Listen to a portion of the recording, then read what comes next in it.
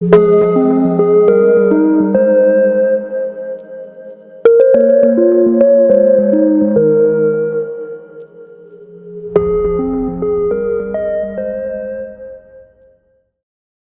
1.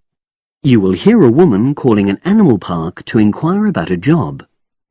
First, you have some time to look at questions 1 to 5.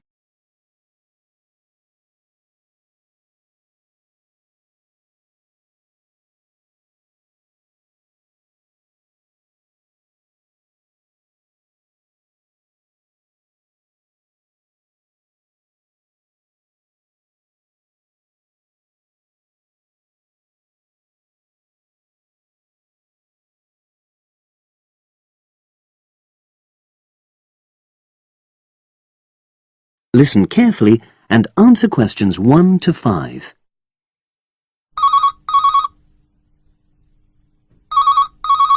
Binder's Animal Park, hello. Oh, hello. I'm ringing to ask whether you have any jobs available.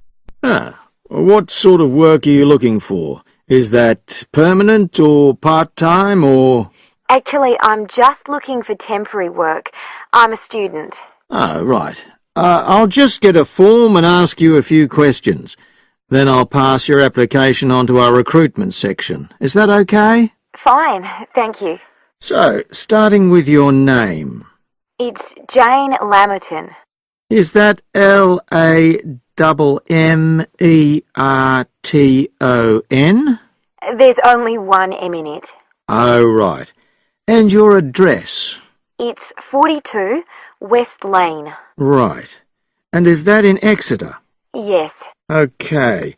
And can you give me your mobile phone number? 07792 430 921. Right. Now, the next thing is, when are you available to start work? I finish college on the 8th of June. That's in 3 weeks' time. But I can't start work till the 11th because I've got a hospital appointment on the 10th of June. No problem. Now, I need to ask you a few questions about the type of job that might be suitable. Do you have any particular kind of work in mind? It doesn't necessarily mean that you will get work in the field that you want, but I can record your preferences. Well, I'd do anything, and I have worked as an assistant animal keeper before, when I was still at school, but I'm studying at a catering college now, and I'd really like to get some experience as an assistant cook, if possible. Right, so that's your first choice. Have you done that kind of job before? No, but I've helped my aunt sometimes. She runs a cafe in Exeter. Would you say you've got any relevant skills, then? Well, I'm used to using the kind of equipment you usually find in a kitchen. Before you hear the rest of the conversation, you have some time to look at questions 6 to 10.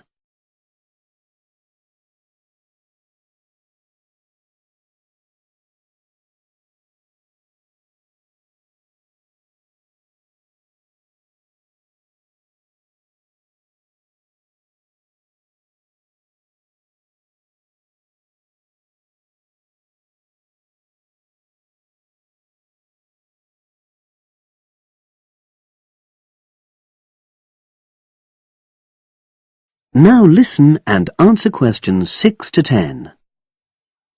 Okay, and I know you're still studying, but do you already have any qualifications related to that kind of work? A hygiene qualification, for example? I haven't, no, but I've got a certificate in food handling. I did it before I decided to become a full-time student. Fine. Okay. That means you wouldn't need any specific training if you did get the kind of work you wanted. But you'd have to do a short course on first aid. All our new employees do that.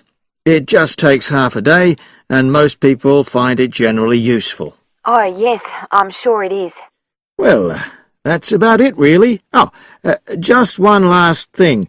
Can you give me the name of someone who would give you a reference, like a previous employer or... Oh, yes. You can put Dr. Ruth Price. Okay.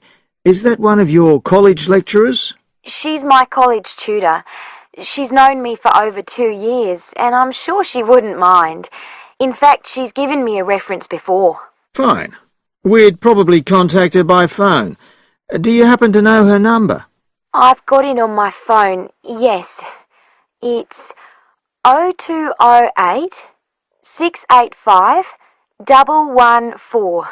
That's a landline. Good. Well, as I say, I can't promise anything, but I'll pass your application on, and you should hear in a few days. Is there anything else? Just one thing. I suffer from a particular type of colour blindness, and sometimes employers have to make special arrangements for that. Okay, I'll make a note of that. It won't be good that you've made us aware of it. You can provide us with more details if you're offered a job. Okay. Thanks very much. Bye. Bye. That is the end of part 1. You now have half a minute to check your answers.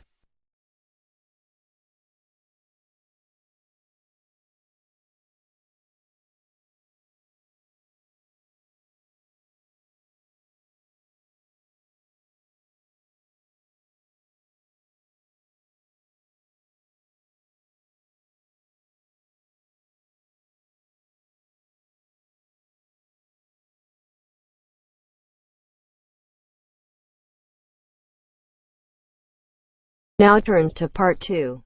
Part 2. You hear a club leader giving information to a group of young people who are planning to do a 2-week holiday course at the Tamerton Centre. First, you have some time to look at questions 11 to 15.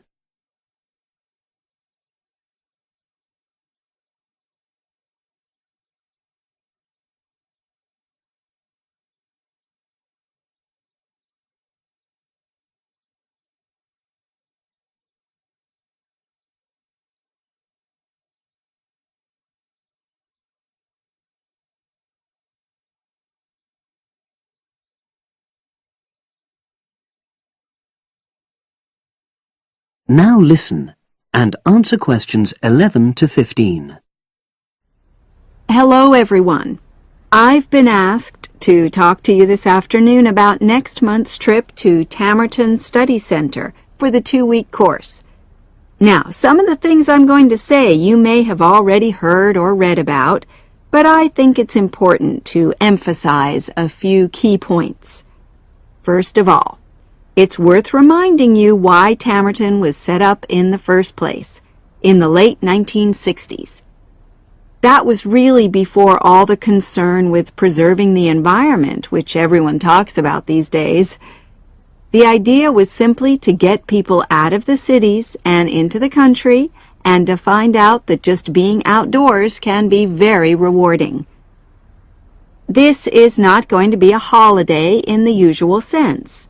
It's called an adventure course because you'll really be stretched to your limits, but that in itself can be a positive thing. The group I took last year, for example, said that although they actually felt pretty weak and exhausted all the time, it really made them learn a lot about themselves and increased their confidence. And in the end, that's the most important thing.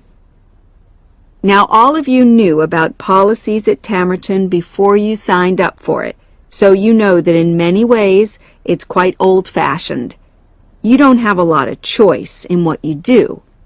But something which I think makes the place so special is that you get to try so many different things every day. For instance, one day you'll do climbing, and the next you'll be surveying rock pools. It's not intended that you become an expert in any of them. It's more like a taster, which you can follow up if you want. And there isn't a lot of free time. Organized activities and talks, etc., go on until 9 p.m., and lights go out at 11 p.m. There are table tennis tables with all the equipment and board games, though I have to say the pieces often go missing, so it's a good idea to take your own. There's a DVD player with a good selection of films suitable for this age group, so don't take yours. Bedtime at 11 p.m. is strictly enforced. and there's a good reason for this. You're all under 18, and we organizers need to know that all group members are accounted for in the house as we close for the night. And of course, you'll be so exhausted anyway that you'll be too sleepy to want to cause any trouble. Now you have some time to look at questions 16 to 20.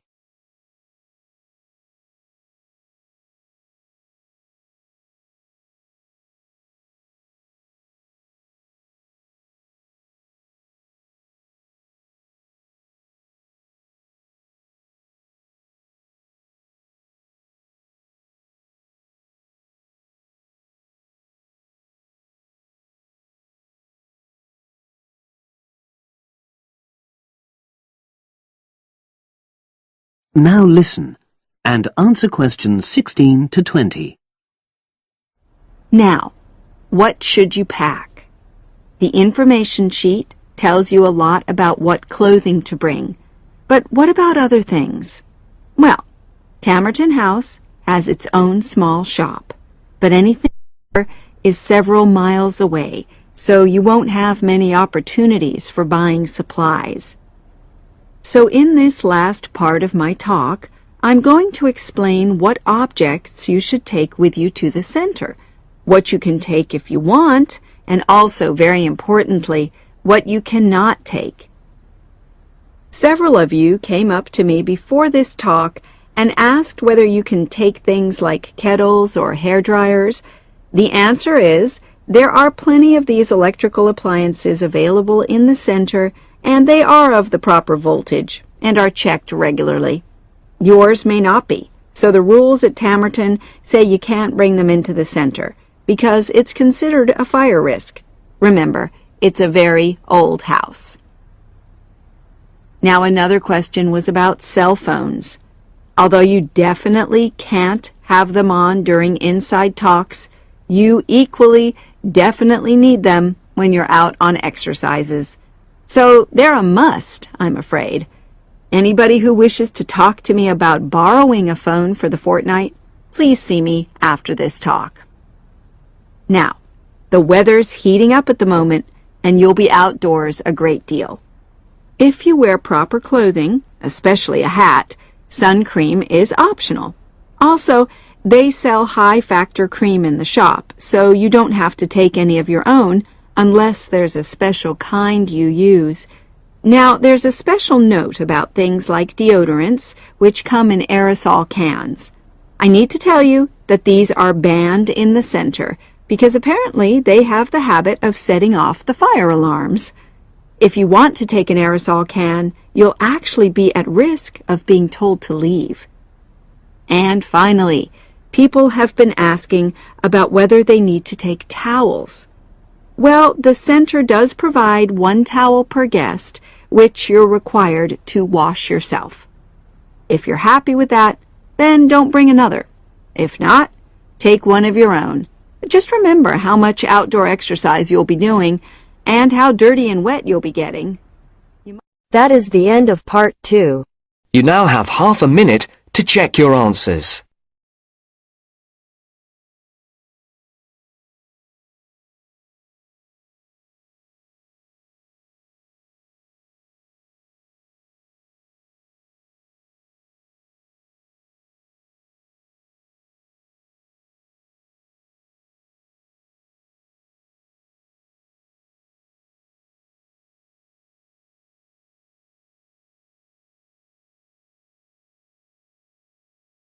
Now turns to part 3.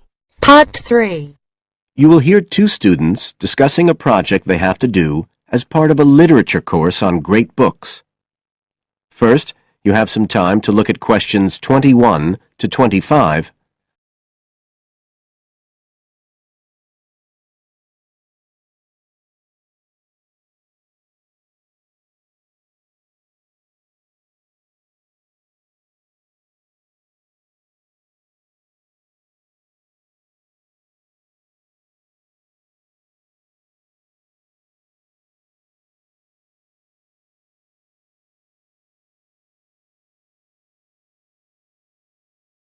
Now listen carefully and answer questions 21 to 25. Hi, Joey. How are you doing? I heard you were sick. Oh, hi, Olivia. Yeah, I had a virus last week, and I missed a whole pile of lectures, like the first one on the great books in literature, where Dr. Castle gave us all the information about the semester project. I can give you copies of the handouts. I've got them right here. That's okay. I already collected the handouts, but I'm not very clear about all the details. I know we each have to choose an individual author. I think I'm going to do Carlos Castaneda. I'm really interested in South American literature. Have you checked he's on the list that Dr. Castle gave us? We can't just choose anyone. Yeah, I checked. It's okay. Who did you choose? Well, I was thinking of choosing Ernest Hemingway, but then I thought, no, I'll do a British author, not an American one. So I chose Emily Bronte. Okay. And first of all, it says we have to read a biography of our author. I guess it's okay if we just look up information about him on the internet? No, it's got to be a full-length book. I think the minimum length's 250 pages.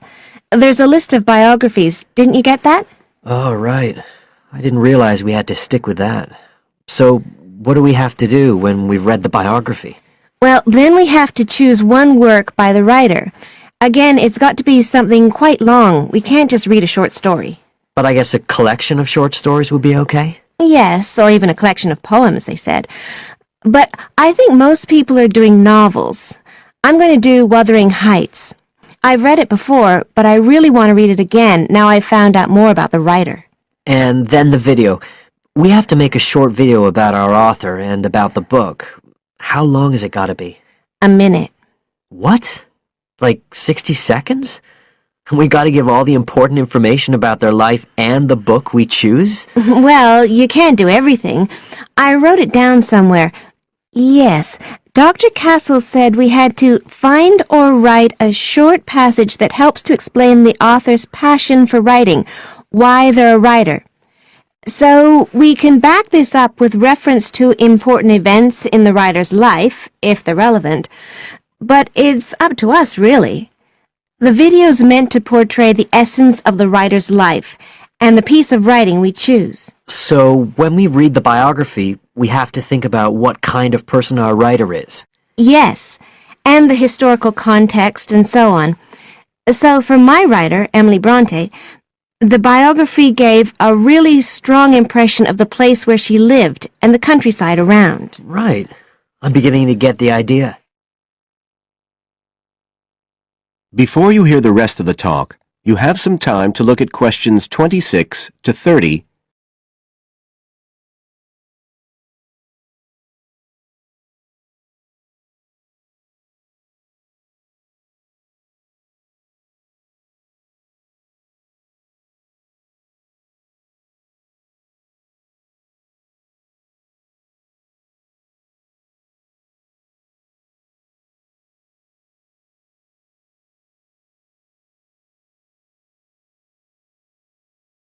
Now listen and answer questions 26 to 30. Can I check the other requirements with you? Sure. The handout said after we'd read the biography, we had to read the work we'd chosen by our author and choose a passage that's typical in some way, that typifies the author's interests and style. Yes, but at the same time, it has to relate to the biographical extract you choose. There's got to be some sort of theme linking them. Okay, I'm with you. And then you have to think about the video. So are we meant to dramatize the scene we choose? I guess we could, but there's not a lot of time for that. I think it's more how we can use things like sound effects to create the atmosphere, the feeling we want. And presumably visuals as well? Yeah, of course. I mean, I suppose that's the whole point of making a video. But whatever we use has to be historically in keeping with the author. We can use things like digital image processing to do it all. So we can use any computer software we want? Sure. And it's important that we use a range, not just one software program. That's actually one of the things we're assessed on. Okay. Oh, and something else that's apparently really important is to keep track of the materials we use and to acknowledge them. Including stuff we download off the internet, presumably? Yeah, so our video has to list all the material used with details of the source in a bibliography at the end. Okay. And you were talking about assessment of the project. Did they give us the criteria? I couldn't find anything on the handout. Sure, he gave us them in the lecture. Let's see, you get 25% just for getting all the components done. That's both sets of reading and the video. Then the second part is actually how successful we are at getting the essence of the work. They call that content, and that counts for 50%. Then the last 25% is on the video itself, the artistic and technical side. Great. Well, that sounds a lot of work, but a whole lot better than just handing in a paper. Thanks a lot, Olivia. You're welcome. That is the end of part 3. You now have half a minute to check your answers.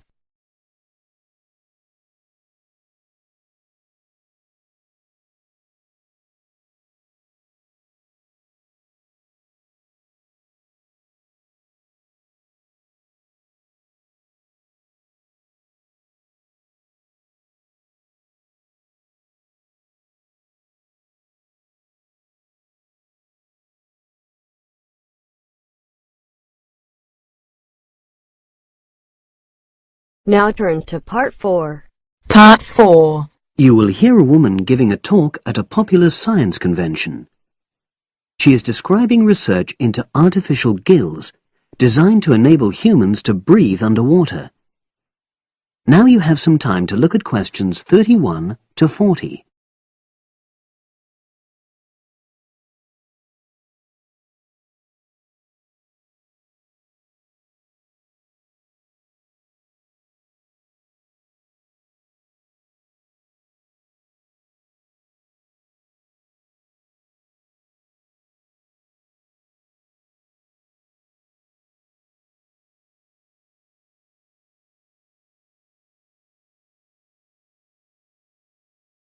Now listen and answer questions 31 to 40. In my talk today, I'll be exploring the idea of artificial gills. I'll start by introducing the concept, giving some background and so forth, and then I'll go on to explain the technological applications, including a short, very simple experiment I conducted. Starting with the background. As everyone knows, all living creatures need oxygen to live.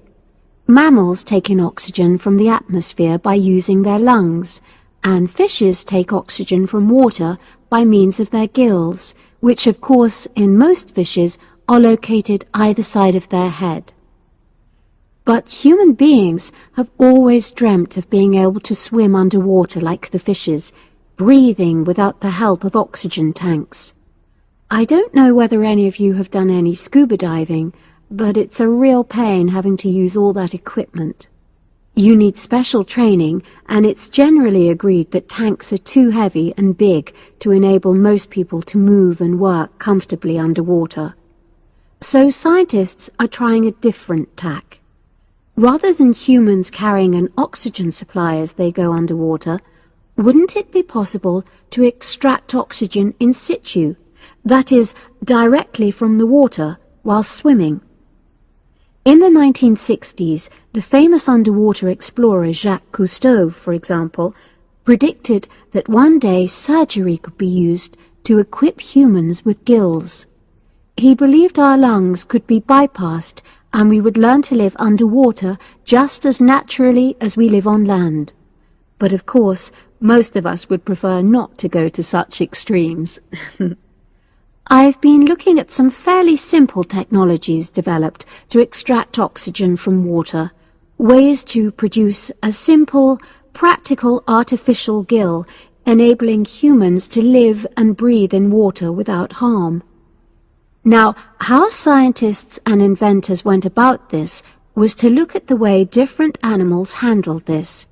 Fairly obviously, they looked at the way fishes breathe, but also how they move down and float up to the surface using inflatable sacs called swim bladders. Scientists also looked at animals without gills, which use bubbles of air underwater, notably beetles. These insects contrive to stay underwater for long periods by breathing from this bubble which they hold under their wing cases.